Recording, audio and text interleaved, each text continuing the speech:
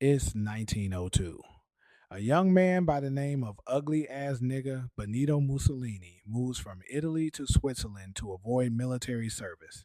He gets big into socialism, working for trade unions, writing for socialist newspapers, advocating a violent overthrow of European monarchies, the whole shebang.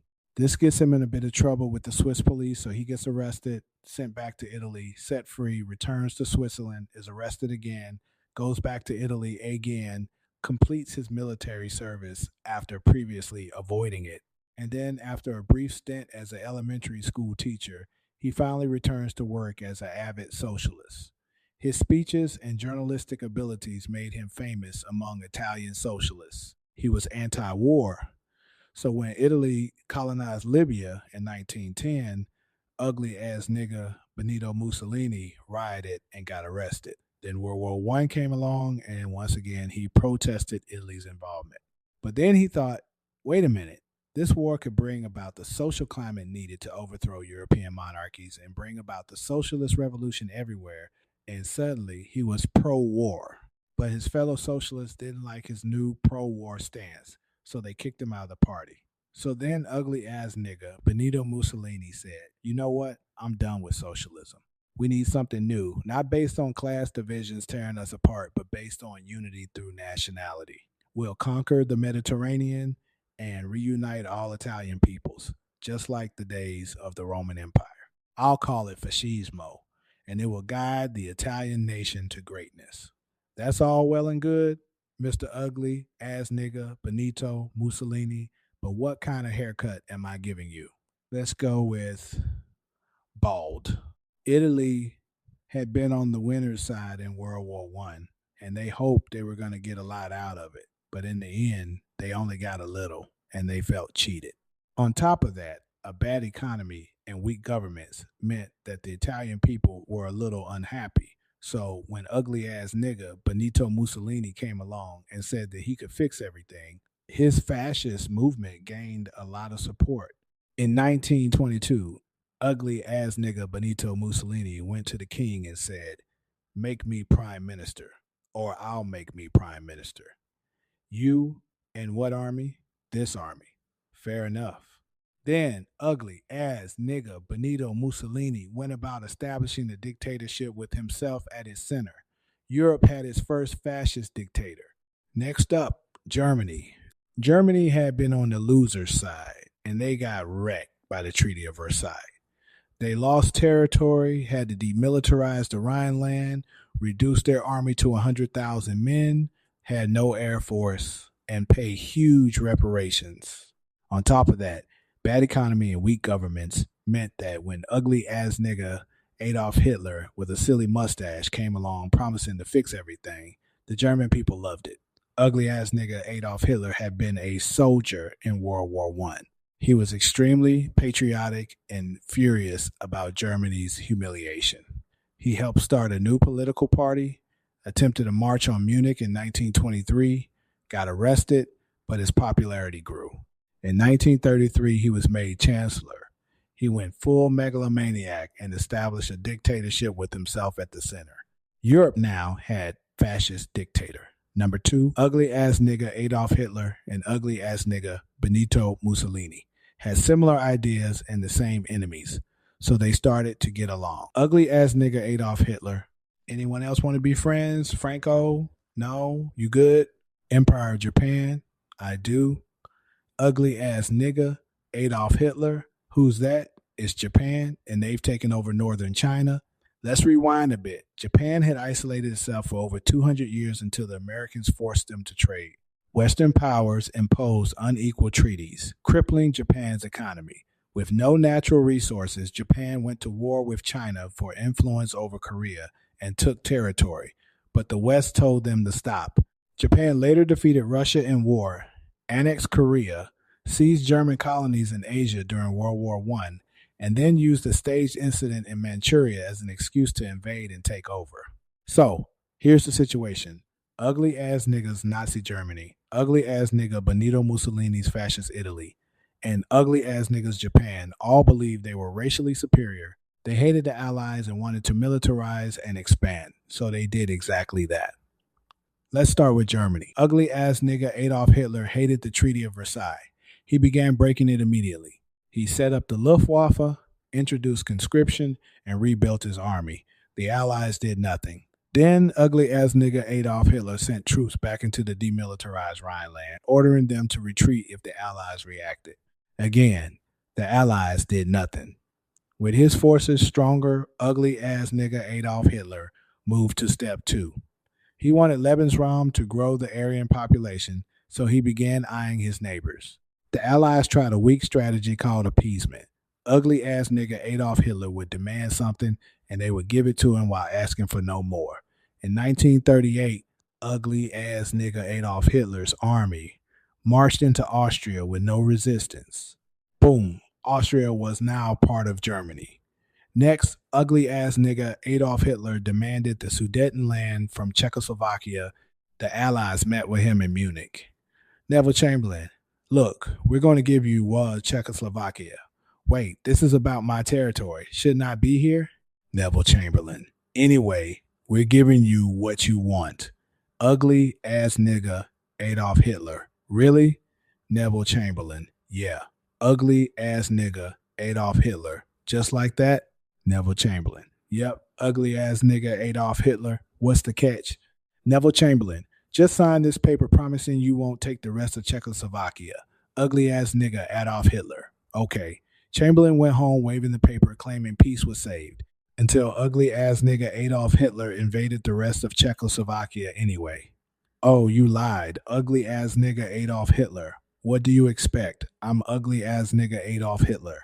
Not to be outdone, ugly ass nigga Benito Mussolini also wanted to get in on the action.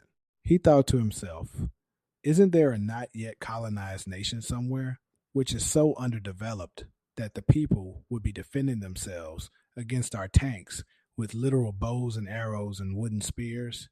It's Ethiopia. Oh, there is? Fantastic. And so, ugly ass nigga Benito Mussolini took it. Italy also wanted to control the entrance to the Adriatic Sea, so they occupied Albania. Then, in another incident that was maybe staged by the Japanese ugly ass niggas, gunfire was exchanged by Japanese and Chinese troops at the Marco Polo Bridge, and the ugly ass niggas launched yet another invasion against China. They swept through Beijing and Shanghai, and then advanced through the Yangtze Valley to China's then capital, Nanking. It was here they saw the worst of the ugly ass niggas' shocking atrocities committed against the Chinese people. Back in Europe, ugly ass nigga Adolf Hitler's Germany and ugly ass nigga Benito Mussolini's Italy made their relationship status official by signing the Pact of Steel. Then, ugly ass nigga Adolf Hitler turned his eyes towards Poland and the hated Polish corridor, splitting Germany in two. At this point, the Allies really had to put their foot down, and they warned ugly ass nigga Adolf Hitler that an invasion of Poland would mean war. Ugly ass nigga Adolf Hitler had planned to continue his advance eastward, but he didn't want to end up fighting a war on two fronts. So for now, he made an alliance with Stalin, saying, how about we both invade Poland and split it between the two of us, and I definitely won't not refrain from not betraying you sometime in the future. Sounds good. This new alliance stunned the West. On September 1st, 1939, ugly ass nigga Adolf Hitler's troops entered Poland, and Britain and France declared war on ugly ass nigga Adolf Hitler. The Poles fought hard, but they were no match for the ugly ass niggas crashing down on them from either side. Then came a period known as the Phony War, where everyone just sort of sat around not doing much. Neutral Sweden was exporting iron ore to ugly ass nigga Adolf Hitler through Norway. The Allies asked them to stop, but they refused.